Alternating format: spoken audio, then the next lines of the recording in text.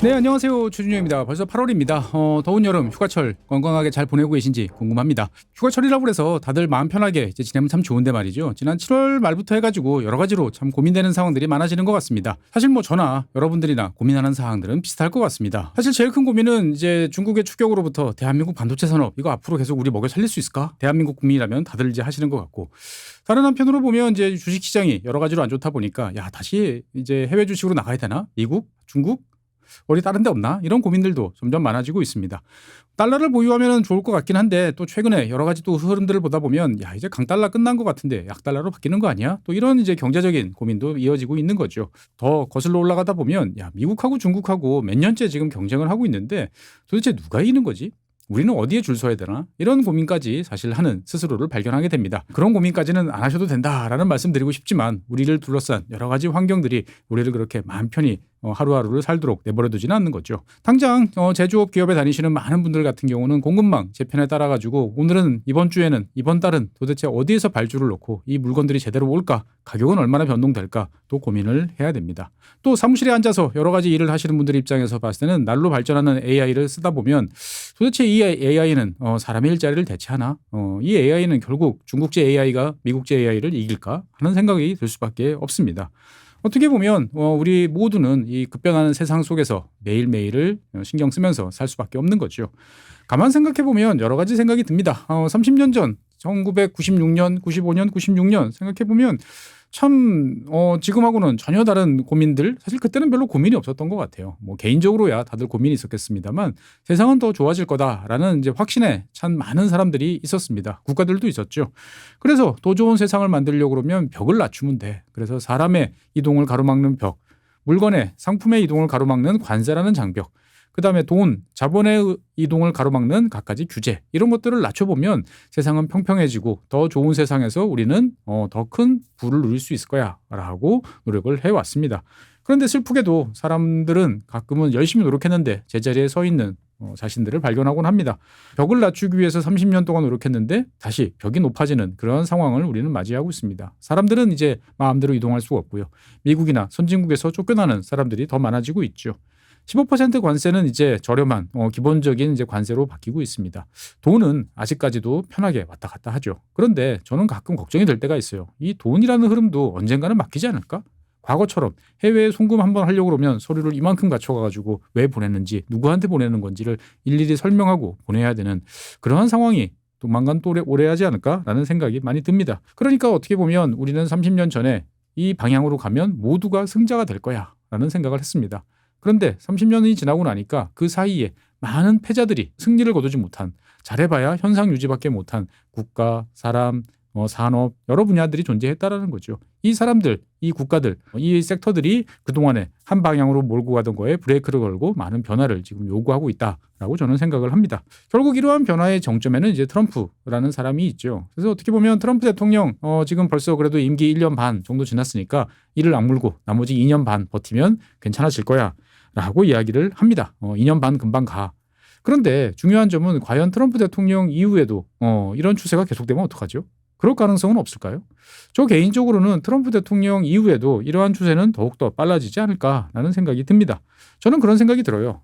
자기가 만든 질서지만 자기가 불편하면, 내가 만든 옷이지만 내가 불편하면 옷을 벗거나 넌 다급하면 찢어버릴 수도 있는 거죠. 미국 입장에서 봤을 때는 지난 80년 동안 자기들이 만들어왔던, 아니 지난 30년 동안 자기들이 구축해온 세계의 여러 가지 규칙과 제도, 질서들이 자기를 얽어매는 귀찮은 존재로 이제는 느껴지기 시작하는 것 같습니다. 결국 미국은 적극적으로 기존 질서를 때려 부수면서 자기를 자유롭게 하려는 행보를 지금 보이고 있는 거죠. 이러한 행보를 걱정스럽게 지켜보고 있는 많은 나라들이 있습니다. 그 가운데서도 가장 덩치도 크고 이러한 미국의 변화에 대해서 여러 가지 우려 섞인 아니면 기대 섞인 표정을 짓고 있는 존재가 바로 중국이죠. 그런데 사실 중국은 무슨 생각을 하고 있나라는 생각을 해보면 잘 모르겠어요. 솔직한 얘기로 시진핑 주석이라든지 중국의 지도부가 현재 상황을 어떻게 인식하고 있고 앞으로 우리는 어디로 나갈 것인지에 대해서 명확한 판단 그리고 비전 이런 것들을 제시해주지 않고 있다라는 생각도 많이 든단 말이죠. 자기들이 이미 결정을 해놨지만 밖으로 표현을 안 하는 건지 아니면 중국도 스스로 잘 모르겠다라고 생각을 하는 건지 여러 가지로 걱정이 좀 많이 됩니다.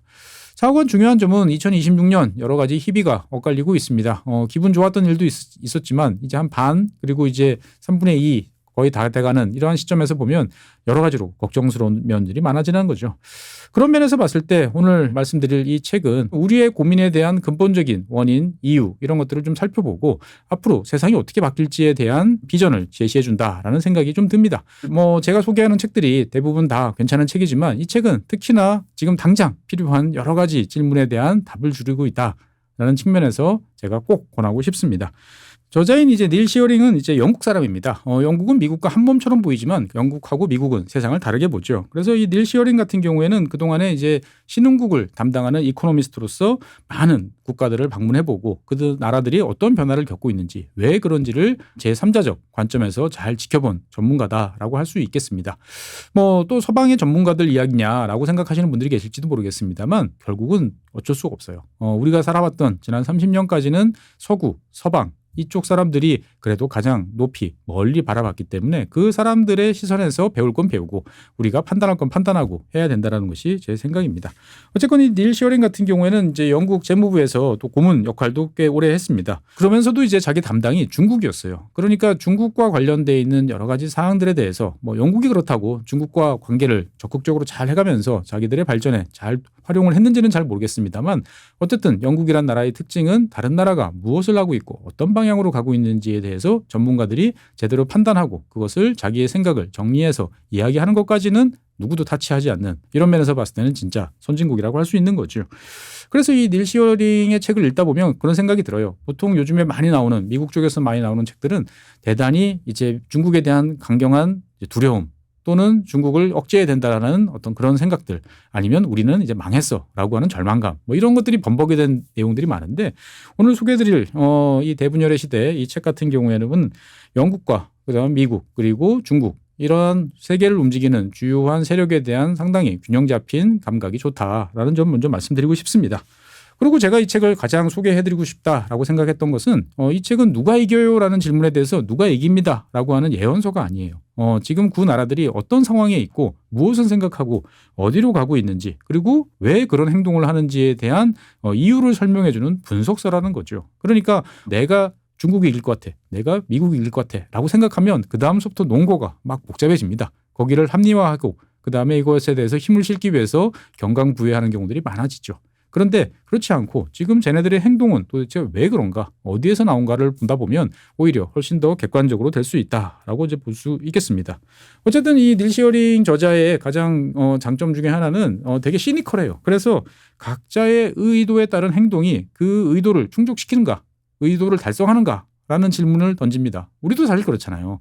좋은 의도로 했던 행동이 결국 좋은 결과를 가져온다. 경우도 있지만 안 그런 경우도 있는 거죠. 그래서 이 저자는 미국과 중국 이 나라들이 무엇을 생각하든 그 생각대로 굴러가지는 않을 것이다. 그 생각을 실현에 옮기기 위한 여러 가지 행동들이 과연 그러한 결과를 만들어낼 수 있는 것인가? 별로 그렇지 않을 것 같다라고 이야기를 하는 거죠. 그래서 이 책은 왜? Why라는 질문을 여러 가지 많이 던집니다. 그래서 그 왜라는 질문에 대한 저자의 답 그리고 그 답에 대한 분석 이런 것들이 촘촘하게 채워져 있다라는 것이 이 책의 가장 큰 장점이에요.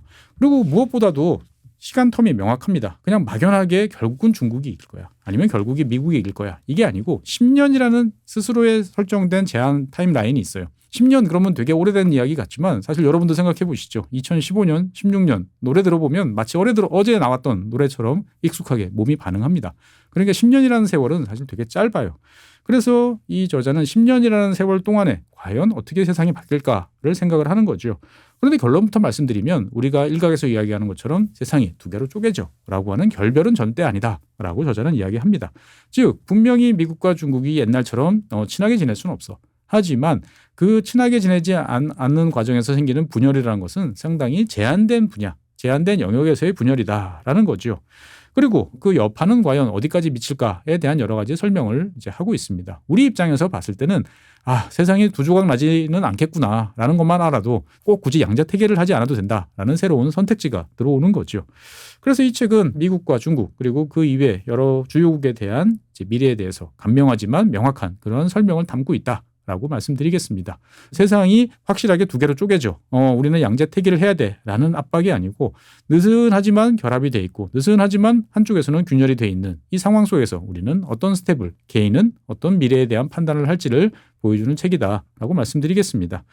저는 이제 이 책을 보면서 저자가 상당히 첫 머릿말 서문을 되게 공들여 썼다라는 생각이 들어요. 그리고 약간 좀 놀라기도 했어요. 그러니까 상당히 이제 감명한 글쓰기 스타일이 저 마음을 탁 사로잡았습니다. 제가 좋아하는 스타일이라서 더 그렇긴 하겠습니다만 어떻든 뭐 좌고우면 뭐 문장을 이쁘게 만들겠다 이런 거 없어요. 그냥 바로 결론으로 뚫고 들어가는 다이나믹한 그런 느낌을 받을 수 있고요. 그래서 이 저자는 전 세계를 그렇게 이야기를 합니다. 두 개의 블록이라는 것은 분명해. 그렇죠. 미국이 주도하는, 중국이 주도하는 두 개의 블록으로 세상이 어느 정도 나뉜 것처럼 보이는 것은 맞아. 라고 이야기를 하지만 그렇다고 그래가지고 모두가 구소련 그리고 미국이 대립하던 시절처럼 명확하게 갈린 그러한 것이 아니고 각자가 서 있는 입장에 따라서 그러한 균열에 따른 영향은 각기 다르게 받을 수 있다라는 입장이죠. 잘 아시는 것처럼 당연한 거 아니겠습니까? 우리나라 같은 경우에는 중국하고 상당히 가까이 있는 거고 일본하고도 가까이 있고 미국하고도 밀접한 관계에 있어요. 그러니까 어떻게 보면 전 세계에서 미국과 중국의 여러 가지 분열, 갈등에 대해서 되게 직접적으로 영향을 받을 수밖에 없는 그런 나라들, 한국, 일본, 대만 뭐 이런 나라들이 있겠죠.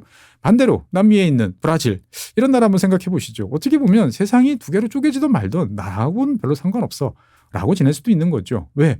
물리적 거리라는 것은 결국 상대방에 대한 날카로운 이미지가 무뎌집니다. 우리도 지구 반대편에 있는 무엇인가를 생각해 보면 그렇게 적대될 수가 없어요. 그러니까 어떻게 보면 세상은 분명히 두 개로 쪼개지지만 내가 어디에 있는지에 따라서 그 상황은 다르다라는 것이 저자의 가장 큰 생각인 것 같습니다. 즉 균열의 위치 그리고 균열의 깊이에 따른 변화를 주목해야 한다라는 이야기입니다. 그러니까 대한민국 국민이라고 그러면 지금 벌어지고 있는 이 균열이 과연 어디까지 갈지 그리고 그 균열의 파장이 우리 발밑을 어디까지 뒤흔들어 놓을지에 대해서 세심하게 봐야지 균열 그 자체를 막연하게 무섭거나 아니면 균열을 무조건 피해야겠다라는 생각을 하는 것은 적절치 않다라는 가르침으로 연결되는 것 같습니다.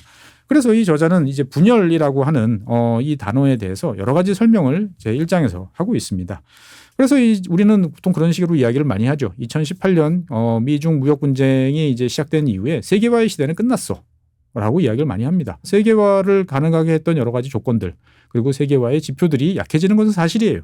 그런데 저자는 세계화의 역행이라는 존재하고 분열하고 이것을 완벽하게 같은 것은 아니다라고 이야기를 하는 거죠.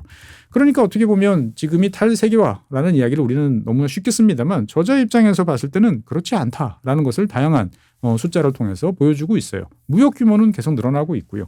자본도 아직까지는 전 세계를 마음대로 오가면서 점점 더 활발하게 움직이고 있다는 거죠. 그러니까 결국은 교역과 돈이라고 하는 이 두 가지 세계화를 떠받치고 있던 조건들이 생생하게 살아있는데 이것을 세상이 나눠졌다, 균열이다 이렇게 보기에는 너무 이분법적인 사고다라고 저자는 생각을 하는 것 같습니다.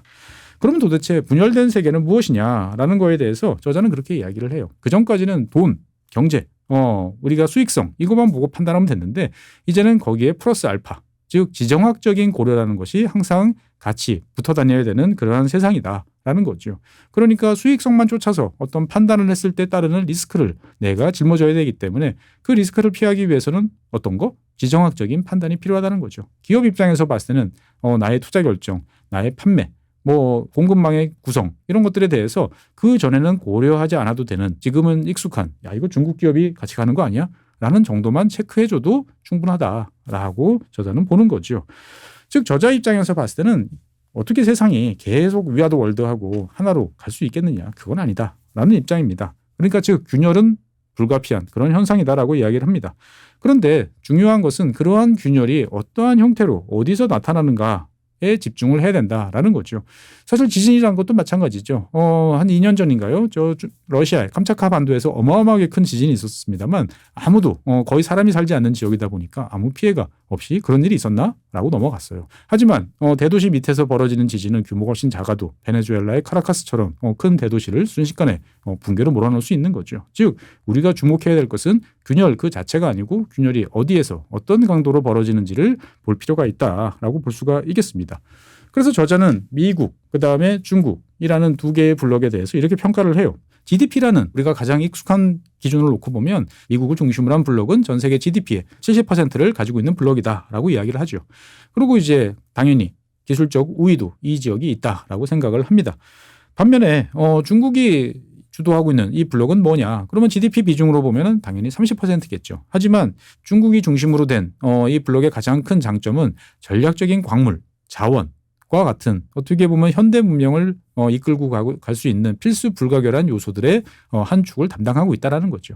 다른 한편으로 보면 정치적으로 권위주의적이라고 하는 또 다른 틀도 존재를 하고 있습니다. 그래서 저자는 어떻게 보면은 이 두 개의 블록이 완벽하게 쪼개지는 것이 아니고 느슨한 관계를 맺으면서 다양한 강도의 연결과 균열이 발생하고 있다라고 봅니다. 즉 이중 공급망 시대라는 표현을 저자는 사용하고 있는 거죠. 그래서 여기에 따라서 이제 여러 가지 일들이 벌어지고 있는 거죠. 그러니까 지금 여러분들이 잘 아시는 것처럼 반도체 입장에서 봤을 때도 뭐 1나노, 2나노 하는 보통 4나노 이하의 어떻게 보면 최선단 제일 최첨단 반도체 같은 경우에는 미국과 중국 이 공급망이 완전히 분리되어 있고 서로가 경계를 하죠. 하지만 100나노, 120나노와 같은 여러분들이 운전하는 자동차에 여기저기 있는 반도체 같은 경우는 누가 만드는지 어디서 만드는지 아무도 신경 쓰지 않아요. 이게 메이드 인 차이나든 메이드 인 코리아든 그냥 가격만 맞으면 또 쓰는 거죠. 분명히 같은 반도체인데도 서로 다른 대접을 한다는 거죠. 즉 이 두 개로 나뉜 블록 중에서 첨단과 관련된 것은 확실하게 갈라질 것이다. 하지만 그렇지 않은 일반적인 소비재, 소비화학 제품, 플라스틱 뭐 이런 거 같은 경우에는 과거와 비슷한 양상으로 갈 것이다라는 거죠. 또 이렇게 생각해 보면 너무나 당연한 이야기입니다. 미국이 아무리 리쇼어링이라든지 여러 가지 이야기를 하겠습니다만 현재 중국이 생산하고 있는 그 모든 것을 다 미국이 갖고 와서 할 수도 없고 그렇게 할 필요도 없다라는 것은 이미 우리가 지난 2018년 이후에 8년간의 경험을 통해서 잘 알고 있는 거죠. 그러니까 어떻게 보면 서로가 중요한 것은 우리끼리 안에서도 우리나라에서 이렇게 이야기를 하지만 그렇지 않은 범용적인 것에 대해서는 그냥 가격이 모든 것을 결정하는 그러한 시대 이중의 프레임이 계속 유지되는 그러한 상황이 될 것이다 라고 이야기를 하고 있습니다. 하지만 교육과 달리 금융에 대해서는 또 다른 입장을 좀 보이고 있어요. 그러니까 저자의 어떤 장점이라고 해야 될까요? 이 저자는 이제 이코노미스트죠. 그러니까 돈의 흐름에 되게 민감한 그러한 경험을 많이 갖고 있는데 이 저자는 국제 자본 흐름 그리고 국제 투자와 관련돼서 내가 투자한 거에 대해서 이익을 어떻게 회수할 것인지가 많은 것을 결정한다라는 입장을 가지고 있습니다. 그러니까 이제 이런 관점에서 봤을 때 보면 세계를 과거에 연결했다가 지금은 균열을 상징하는 것 같은 존재가 하나 있죠. 뭘까요? 여러분들 다 잘 아시는 투자를 좀 하시는 분들이라면 맨날 들여다보는 미국 국채입니다. 2000년대 이후에 미국 국채는 세계에서 많은 나라들이 앞다투어 사들이는 좋은 투자 자산이기도 했고요. 다른 한편으로 보면 달러가 아시아 국가로 넘어온 초과 달러가 미국으로 환류되는 좋은 이제 수단이기도 했어요. 그런데 미국이 발행하는 국채를 이제 중국이 안 사죠. 그리고 중국이 미국이 팔았던 과거에 소유하고 있던 국채를 이제 적극적으로 내다 팔고 있어. 이런 이야기들도 요즘에 많이 나오고 있습니다.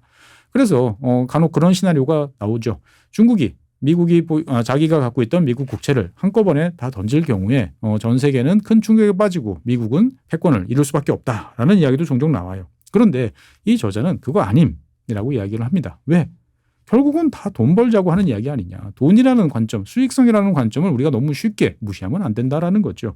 즉 아무리 중국이라고 하지만 경제적 손실을 감내할 수 있느냐 없느냐가 매우 중요한 판단 기준이라는 거죠. 중국이 보유한 미국 국채를 다 던져요. 그러면 중국 입장에서 봤을 때는 그만큼의 손실을 입을 겁니다. 당연히 미국도 손실을 입죠. 중요한 점은 그 손실을 내가 감내하고 그 다음 스텝으로 나갈 수 있느냐 아니면 그 손실에 깔려가지고 그대로 주저앉느냐 여기 있겠죠. 저자는 그렇게 생각합니다. 아무리 중국이지만 그러한 국채 투매에 따른 경제적 손실을 감내할 만큼의 체력을 갖고 있지는 못하다. 라는 거죠.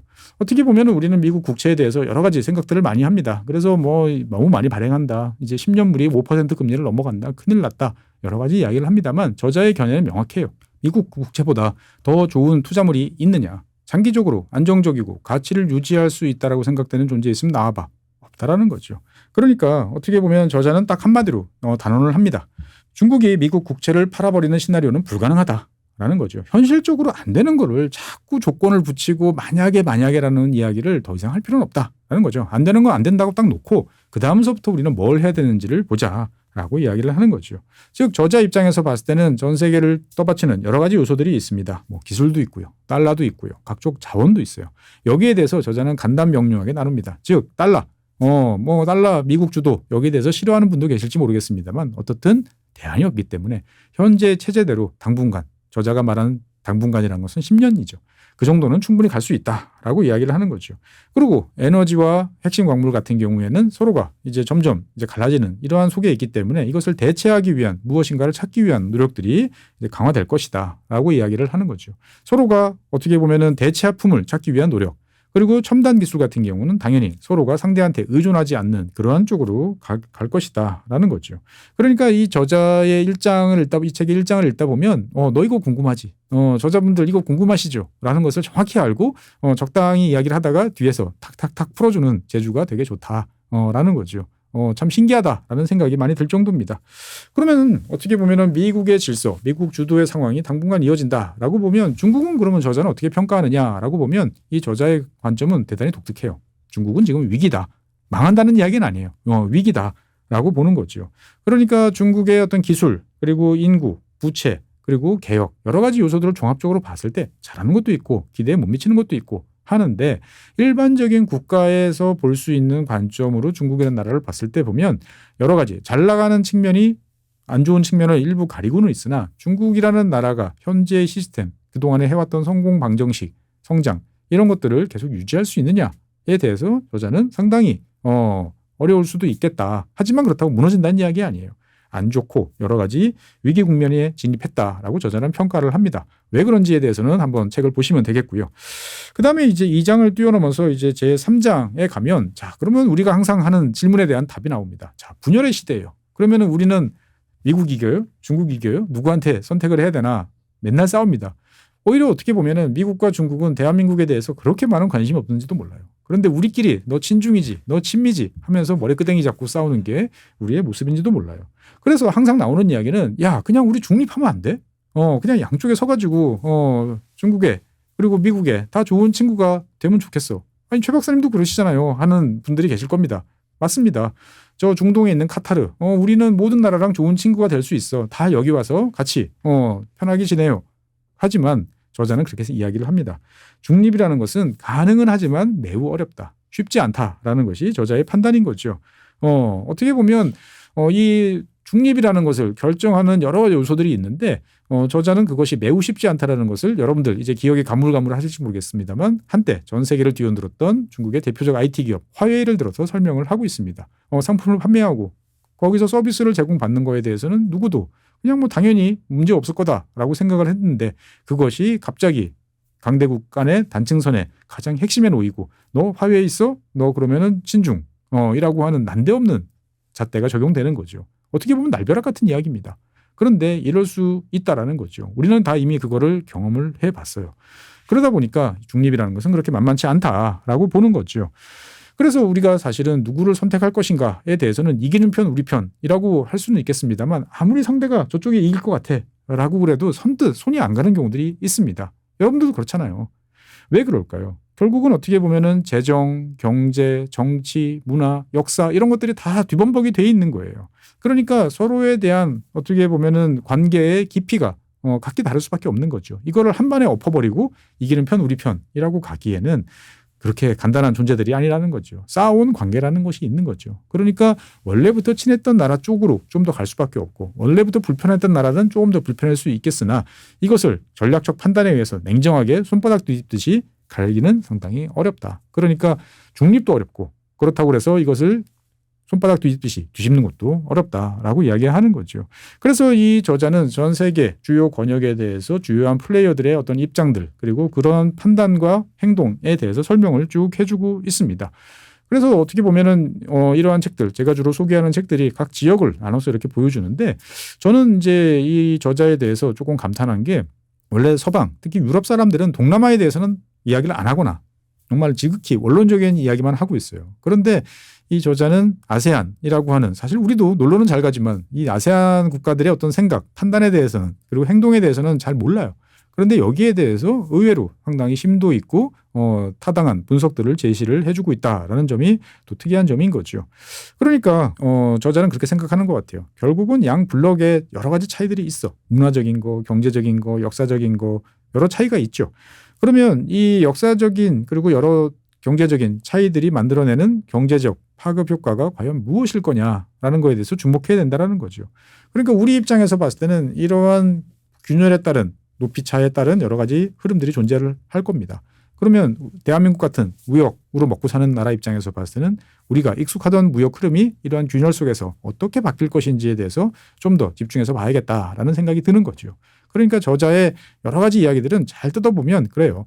한 가지가 모든 것을 다 휩쓸어 갈 것 같지만 그렇지 않다. 그러니까 각각의 나눠보고 그 나눠보는 강도와 흐름을 잘 보자. 그러면 모순돼 보이는 그러한 흐름들도 있다. 그 속에서 각자가 어떤 판단을 내릴지는 국가가 처해 있는 입장, 위치, 여러 가지 처해 있는 상황에 따라서 다를 수밖에 없으니까 세상을 그렇게 너무 단순하게 보진 마라. 그렇다고 중립도 쉽지는 않다라는 이야기를 하는 거죠. 그러면서 방금 말씀드렸던 이제 무역과 관련돼 있는 교역이 계속 증가해라고 하는 것은 제4장에서 이야기를 해줍니다. 사실 여러분들 잘 아실 거예요. 이제 전 세계 여러분들도 모든 것을 시장에서 맡겨놓으면 제일 잘 돼라고 생각하는 사람은 없을 겁니다. 얼마 전에 우리나라 같은 경우에도 뭐 이게 맞느냐 틀리냐를 떠나서 국가가 주도해서 이제 다시 어느 지역의 특정 산업을 육성하겠다라고 하는 계획을 발표를 했어요. 예전 같으면 이렇게 발표하고 나면 난리가 납니다. 전 세계에. 근데 지금은 대한민국도 그렇게 하는구나 라고 넘어가요. 즉 어떻게 보면 국가가 주도하는 공급망, 산업정책 이런 것들이 다시 돌아온 그러한 시대가 됐다라고 볼 수가 있겠습니다. 당연히 여기에는 기술과 자원 등이 다 버무려져 있는 그런 상황인 거죠. 어떻게 보면 저는 지금 전 세계가 보이는 많은 행동들은 중국을 흉내내고 중국을 부러워하고 중국을 따라하기 위한 그러한 모습이 아닌가 싶어요. 중국이 무서워요. 그런데 중국이 어떻게 저렇게 무섭게 됐지? 라고 생각을 해보니까 국가가 주도해서 판단하고 결정하고 밀어붙이고 하는 여러 가지가 보인단 말이죠. 그러면 지금 우리가 할 수 있는 다른 방법이 있어? 라고 하면은 잘 모르겠어요. 그럴 땐 어떻게 해요? 미워도 상대방이 잘하는 것 같으면 따라가는 거죠. 그러니까 역설적으로 제가 가끔 말씀드리는 전 세계의 중국화라는 모습들이 지금 나타나고 있다라고 저자는 보는 것 같습니다. 그리고 중국에 대한 설명도 저자는 상당히 탁월해요. 특히나 이제 저 개인적으로는 중국에 대해서 대한민국 국민이라고 그러면 지난 2015년 그렇죠. 2015년 정도에 중국이 중국제조 2025 10년 후에는 중국이 최첨단 제조 국가가 될 거야라는 거에 대해서 우리가 별로 관심을 두지 않았어요. 그게 어떻게 보면 대한민국의 현재 그리고 미래를 위협하는 가장 큰 패착이다라고 저는 생각을 하는데 이 저자는 중국제조 2025에 대해서 늦었지만 현 시점에서 우리가 파악할 수 있는 여러 가지 좋은 설명을 해줍니다. 즉 무엇이 핵심이고 왜 등장했는지. 중국이라는 나라는 사실 자기들의 어떤 것을 결정하고 생각에 대해서 설명을 잘 해주지 않아요. 처음부터 들여다본 사람은 보이지만 나중에 보려고 그러면 잘 안 보여요. 근데 이 저자는 그러한 궁금증에 대해서 설명을 해준다라는 거죠. 특히나 저는 이제 중국이 많은 물건을 팔아. 1년에 무역수지 흑자가 1조 3천억 달러야. 어마어마한 흑자를 내고 있어. 이게 중국의 힘이 아니고 사실 저는 중국의 힘이 표준이라고 생각을 합니다. 스탠다드. 많은 표준들이 있죠. 여러분들이 하루하루 사용하는 모든 물건들은 다양한 표준들에 의해서 만들어져요. 그런데 중국이 지난 15년 동안 제일 열심히 한 것은 미국과 유럽이 주도했던 국제 표준에 대해서 중국이 도전을 했고 그것이 상당한 성과를 내고 있는 거죠. 대한민국 어느 책을 봐도 아주 특수한 직업군에 존재하지 않으면 잘 알기 어려운 이 글로벌 스탠다드, 표준과 관련된 중국의 노력도 이 제4장에 잘 담겨 있습니다. 그래서 이 저자는 자고한 대한민국 국민이라고 그러면 그럼 우리는 어떻게 되는가에 대한 답이 이제 요 4장에 좀 담겨 있어요. 즉 무역 일반 제재에서는 큰 문제 없어. 앞서 말씀드린 것처럼. 그런데 첨단 분야에서는 큰 영향을 미칠 거야라는 거죠. 그러니까 저자 입장에서 봤을 때는 글로벌한 그리고 유럽 사람, 영국 사람의 관점에서 봤을 때는 큰 문제 없을 거야라는 이야기를 합니다. 왜? 이 저자의 입장에서 봤을 때는 이 균열로 인해서 무역에 영향을 받는 것은 기존 규모의 한 15% 정도다. 그러면 아직 85%는 그대로 돌아가면 별 문제 없는 거 아니야? 라고 볼 수 있죠. 그런데 문제는 대한민국은 그 15%에 많은 것이 걸려 있죠. 반도체를 비롯해서 자동차, 기타 등등 첨단과 관련된 것은 대한민국이 다 한 발씩 걸려 있잖아요. 그러다 보니까 그 15%라고 저자가 가볍게 이야기하는 것을 우리 입장에서 봤을 때는 또 한번 좀 비판적으로 아니면 좀 더 분석적으로 접근을 해야 되지 않을까라는 생각이 듭니다. 어쨌건 저자는 중국이 지금 보여주고 있는 막대한 수출 그리고 어마어마한 규모의 무역수지 흑자가 결국은 중국의 무역 시스템을 재편하고 중국이 이제 내수와 관련돼 있는 시스템으로 전환해야 되는 그러한 흐름들을 가로막는 가장 큰 원동력이 되고 있다라는 이야기를 하는 거죠. 어떻게 보면 중국의 덩치가 작았을 때는 글로벌 경제 내에서 동참하면서 자기의 볼륨을 키우는 게 옳은 전략이었지만 저자가 보기에는 지금 14억의 인구 그리고 어마어마한 생산성 이런 것들을 계속 무한정 전 세계에다가 쏟아낼 수는 없다라는 거죠. 즉 자기네 나라에서 상당히 많은 것을 소화하고 그러려면 중국 국민들이 주머니를 열고 소비를 더 많이 할 수 있도록 여러 가지 조치를 해줘야 되는데 중국 입장에서 봤을 때는 그런 것은 불확실해요. 그런데 수출은 팔면 돈이 와요. 그러니까 어떻게 보면 계속 옛날처럼 몸집이 작았을 때처럼 수출에 목을 매는 중국이라고 하는 나라는 당장 단기적인 이익에 사로잡혀 있는 이제 그러한 모습이다라고 저자는 또 보는 것 같기도 합니다. 그러면서 이제 제5장에서는 이제 금융 그리고 글로벌 자본으로 이야기를 옮겨갑니다. 그래서 이제 저자는 이제 과거의 세계화가 지금의 세계화가 뭐가 다르냐라는 이야기를 합니다. 제가 번역했던 다른 책에서도 그런 이야기를 해요. 즉 전 세계적으로 봤을 때 세계화가 몇 번 있었지? 라는 질문은 다양한 답이 있어요. 그런데 하나 확실한 것은 19세기 후반, 즉 1870년대, 80년대부터 1914년 1차 세계대전 전날까지 이어졌던 첫 번째 세계화, 그리고 1991년 구소련 붕괴 이후 지금까지 이어지는 35년간의 세계화, 이 두 가지는 분명해요. 그러니까 이 두 세계화를 놓고 봤을 때 뭐가 다르냐라는 거에 대해서 저자는 딱 한마디로 정리해요. 파이낸싱, 금융이다라고 이야기를 하는 거죠. 그러니까 과거 19세기 후반, 20세기 초반에 이어진 첫 번째 세계화는 상품을 중심으로 한 물건이 왔다 갔다 하는 교역 중심의 세계화였다. 그런데 지금 우리가 겪고 있는 이 세계화는 눈에 앞에 보이는 것은 상품이지만 거대한 컨테이너선이 주도하는 것 같지만 그 이면에는 돈과 자본이라고 하는 새로운 흐름들이 오히려 더 강하게 묶어놓고 있다라는 거죠. 그러니까 이제 어떻게 보면 이 저자는 이 금융 중심 세계화라는 표현을 이제 사용을 하고 있고요. 여기에 대해서 우리가 상품만, 교역만, 관세만 여기에 집중하는 그러한 이제 우를 범하지 않도록 균형 잡힌 접근 방법을 우리한테 제시를 해주고 있습니다. 어떻게 보면은 우리는 이제 이러한 그 자본의 흐름에 대해서 부정적으로 보는 경우들이 많아요. 약탈식이다, 어떤 특정 국가를 빼먹게 한다, 양털 깎이다, 안 좋은 표현을 되게 많이 써요. 사실은 뭐 맞는 그 측면도 있죠. 그런데 가만 놓고 생각을 해보면 우리나라만 해도 그래요. 1990년대 후반, 2000년대 초반까지만 해도 돈이 없어서 쩔쩔매는 경우들이 많았어요. 즉 우리가 가지고 있는 우리가 동원할 수 있는 자본의 풀이라는 것이 너무나 작았단 말이죠. 그런데 세계화 시대가 그 이후에 한 20년 정도 진행이 된 현 시점에서 보면 어떤가요? 사실은 돈 벌 수 있다라고 하는 확실한 보장만 되면 비전만 보여주면 자본은 이제 어디든 전 세계를 돌면서 공급을 해준다라는 거죠. 우리가 경험하고 있는 이 세계화라는 것은 자본의 풀이 확충된 그러한 것이다라는 것을 저자는 강조를 하고 있는 거죠. 그런데 그렇게 흘러가는 많은 돈들은 뭘로 표시가 되어 있나요? 여기에서 다시 달러 이야기가 나옵니다. 즉 우리가 교역하고 있는 우리가 흘러가고 있는 자본들을 들여다보면 전부 달러죠. 가끔 위안도 보이고 가끔 유로도 보이지만 전 세계의 자본의 흐름은 압도적으로 달러가 주도를 하고 있다. 그럼 이게 과연 무엇을 이야기하느냐? 결국 미국의 힘이고 미국의 힘을 모두가 신뢰하고 있다라는 반증이다라고 저자는 이야기를 하는 거죠. 그래서 이러한 이제 자본이 묶어놓고 있는 세계화의 흐름도 점점 약해지는 거 아니야? 라는 거에 대해서 저자는 약해질 수 있어 라고 이야기를 합니다만 교육과 마찬가지로 매우 제한된 영역, 앞서 말씀드렸죠. 첨단과 관련된 제조업 분야에서만 교육에 관한 영향을 받을 것 같아. 한 15%. 그러면 금융은 어떻게 되느냐에 대해서도 저자는 자본의 흐름도 일정 부분 영향을 받지만 전체 큰 흐름에서는 그렇게 크지 않아 라고 이야기를 하는 거죠.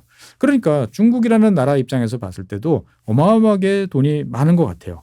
그런데 중국이 갖고 있는 그 많은 돈이라고 하는 것은 결국 뭘로 표시돼 있죠? 달러로 표시돼 있어. 아프리카에 보유한 광산도, 남미에 투자한 항구도 결국은 글로벌 시장에서 이거를 팔아가지고 중국이 내가 돈을 벌 거야 라고 하면 결국 달러로 환산해서 달러로 지불되고 그 달러를 갖고 들어와야 되는 이제 그러한 상황이라는 거죠.